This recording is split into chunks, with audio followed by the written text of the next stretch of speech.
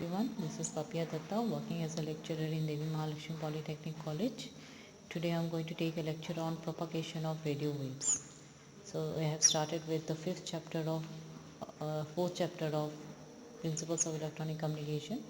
So I am going to start with the first topic of fourth chapter, that is concept of propagation of radio waves.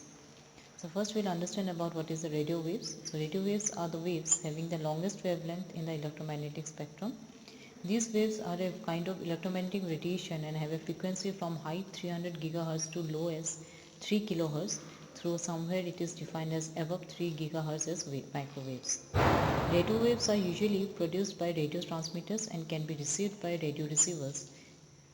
Radio waves having different frequencies contain various characteristics of propagation in the Earth's atmosphere.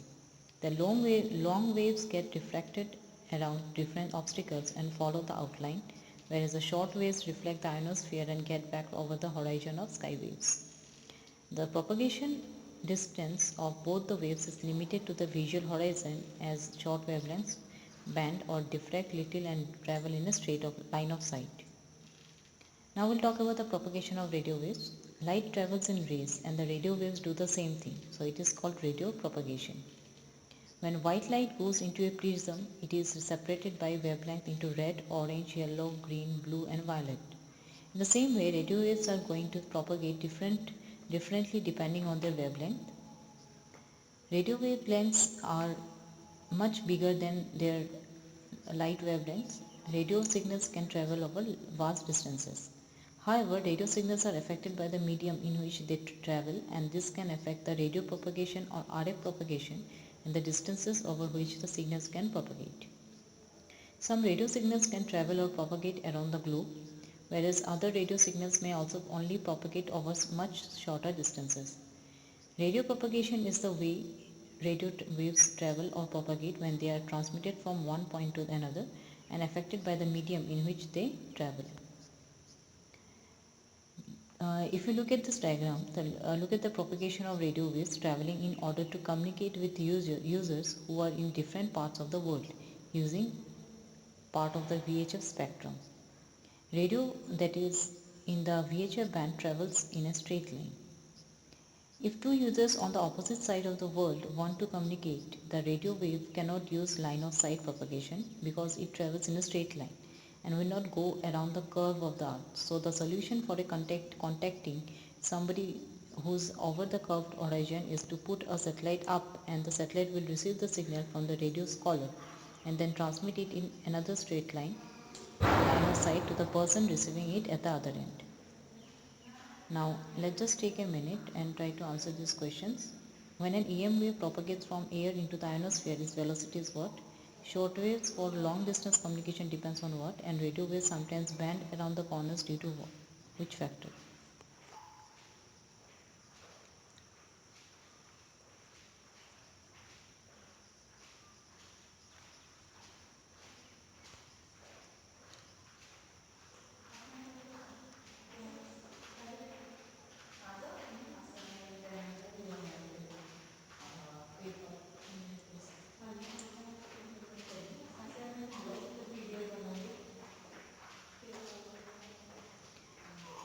So when an EM wave propagates from air into the ionosphere, its velocity increases. Short waves for long distance communication depends on ionosphere waves, and radio waves sometimes bend around the corners due to diffraction. So these are the answers B, A, D. Now let's just move forward and talk about the methods of propagation of radio waves. So in radio wave communication system, we use wireless electromagnetic waves as the channel. The antennas of different specifications can be used for these purposes. The mode of propagation of electromagnetic waves in the atmosphere and in free space may be divided into the following three categories. First one is the line of sight propagation, second ground wave propagation, and third is sky wave propagation. In extremely low frequency and very low frequency bands, the earth and the ionosphere acts as a waveguide for electromagnetic wave propagation. In these frequency ranges, communication signals practically propagate around the world. The channel bandwidths are small.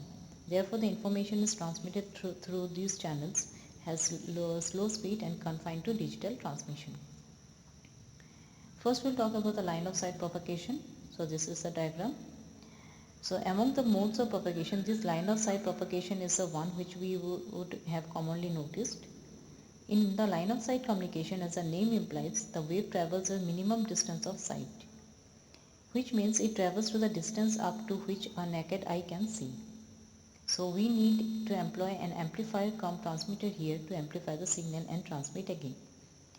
The line of sight propagation will not be smooth if there occurs any obstacle in its transmission path. As a signal can travel only to lesser distances in this mode, this transmission is used for infrared or microwave transmissions. Next we'll talk about the ground wave propagation. So ground wave propagation of the wave follows the contour of the earth. Such a wave is called a direct wave. The wave sometimes bends due to the earth's magnetic field and gets reflected the receiver. Such a wave can be termed as a reflected wave. The following figure depicts the ground wave propagation. The wave then propagates through the earth's atmosphere is known as a ground wave. The direct wave and the reflected wave together contribute the signal at the receiver station. When the wave finally reaches the receiver, the lags are cancelled out. In addition, the signal is filtered to avoid distortion and amplified for clear output. Lastly, we'll talk about the skywave propagation. So skywave propagation is preferred when the wave has to travel a longer distance. Here the wave is propagated onto the sky and it is again reflected back to the earth. The skywave propagation is well depicted in the following figure. Here the waves are shown to be transmitted from one place and where it received by many receivers. Hence it is an example of broadcasting. The waves which are transmitted from the transmitting antenna and reflected from the ionosphere. It consists of several layers of charged particles ranging in altitude from 30 to 20 miles above the surface of the earth. Such travel of the earth from the transmitter to the ionosphere and from there to the receiver on earth is known as the skywave propagation. The ionosphere is the ionized layer around the earth's atmosphere which is suitable for skywave propagation. Now let's just take a minute and try to answer these questions. Communication through LOS can be increased by decreasing the height of antenna. Whether it is true or false? Which of the following are electromagnetic in nature? Which wave is called direct wave?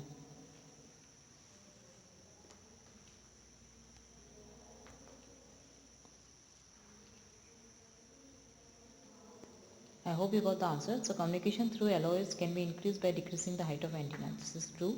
Which of the following are electromagnetic? All the waves given over here, radio waves, light waves and gamma waves are electromagnetic waves, and the ground wave is called the direct wave.